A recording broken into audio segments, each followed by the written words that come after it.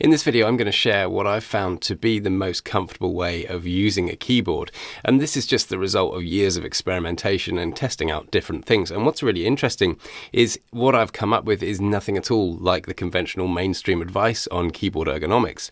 Of course, nothing I'm going to talk about is medical advice. It is just purely what works for me. And I'm just sharing it in this video in the hope that it might help somebody else as well. I've used and refined versions of this kind of setup over a couple of years as a full-time software developer, and I don't have any issues with tingling or pain in my wrists or my back or anything. I feel like I can kind of pretty much just work like this almost indefinitely, and that's just a brilliant productivity workflow. This video is sponsored by Magic Mind, and this is a mental performance shot that's packed full of nootropics, adaptogens, vitamins, and matcha. And I've been using it for a number of weeks, and I've actually just run out, and I'm really missing it already. I've checked out the doses and looked at some of the 200 studies that prove just what the ingredients in this product are actually capable of, and it's really quite fascinating, and it all checks out. It's actually pretty mind-blowing what some of the proven ingredients in this product offer.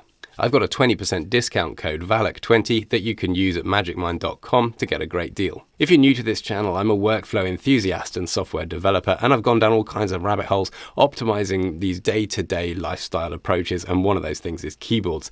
And one of the things I've always really strived to optimize is comfort while typing. I'm not so fussed about speed, I'm just most interested in comfort, and I actually took this to an extreme and designed a really small keyboard that has the alpha key split over 2 layers, just in an effort to reduce the distance traveled by my fingers.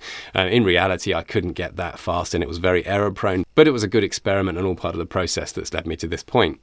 I'm going to break this video down into 5 key areas of how I set up my keyboard for that optimum comfort and typing experience. So the first thing we're going to look at is actually standing up. Now, over the years, the only thing that I've managed to do that results in no pain or soreness or tightness in my shoulders is standing up when I'm using a keyboard. Now, obviously, the downside of that is this issue of varicose veins and being on your feet all day. So we can solve that by using a treadmill.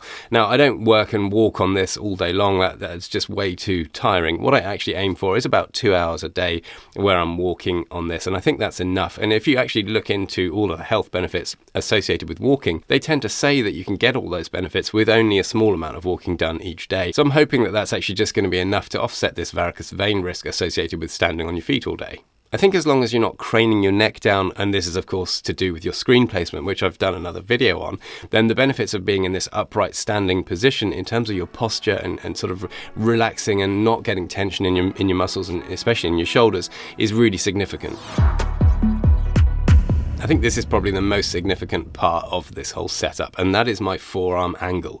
So normally when people work at a computer, their forearms are kind of 90 degrees. You know, your desk is in front of you and your forearms are going out and your hands are out in front of you. And of course, what that means is it's actually quite a lot of effort to hold your arms like that. And that means people are more inclined to use a wrist rest or just let their hands rest on the desk. And that's just putting this constant pressure right on your wrists where all the nerves are and all the rest of it. Now, I think there is limited evidence to suggest that typing can cause carpal tunnel syndrome, but clearly there are lots of other kinds of repetitive strain injury that result in pain and discomfort associated with typing, and people can take a break from typing and the symptoms go away. So we know that a lot of people are really struggling with pain as a result of extended computer use. So what I do here is actually let my forearms hang almost right down in front of me. So the angle of my elbow is really open. Now, obviously, it's not quite as relaxed as if my hands were to be just hanging by my side. And I have actually done that. I've experimented with that using a keyboard strapped to my legs, which does allow you to have your hands totally hanging free by your side. And of course, this is all very interesting in terms of your pronation of your wrist, which we'll get onto in a second as well. So what I find is by having my forearm angle that much lower, it's kind of almost as comfortable as if my hands were completely hanging. Much less effort than holding my forearms out horizontal. And of course, being in this position, I can't use any kind of wrist rest, so I am absolutely just hover typing. And I think that's probably a very important part of avoiding pain associated with using keyboards. So with this setup, we're still very much working with gravity instead of against it. So of course, what it means if you're hover typing is it's much harder to orient your hands on the keys. And that's where the importance of a smaller layout comes in. So a layout that's optimized around your home key positions. You find the home bumps with your index fingers, and then ideally you're not moving any more than one distance away from that home row to hit every key on the keyboard.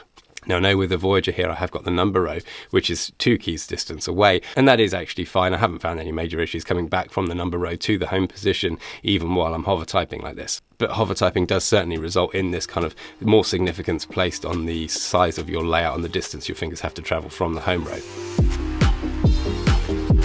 So the next key factor, I think, when dealing with comfort while typing is your forearm pronation. So if you have your hands hanging down by your sides, your palms kind of face your thighs inwards, and that's a kind of neutral position for your forearm. And if you just bend your elbows up and lift your hands up into this position, you can see your hands are in this shape. And to do this with your hands requires a lot of effort, and you're actually crossing over your ulnar and your radius bones in your forearm, and that requires a lot of muscle tension to do that. So if you're doing that the whole time you're typing, especially if your hands are kind of at this higher elbow angle where your forearms are kind of level, this is requiring a lot of effort from your arms, and I think this is another major contributory factor to why people struggle with discomfort while they're typing. So the solution to this is to tent the keyboard, and obviously this means you have to have a split keyboard with two separate halves, and you can raise the two halves up like this.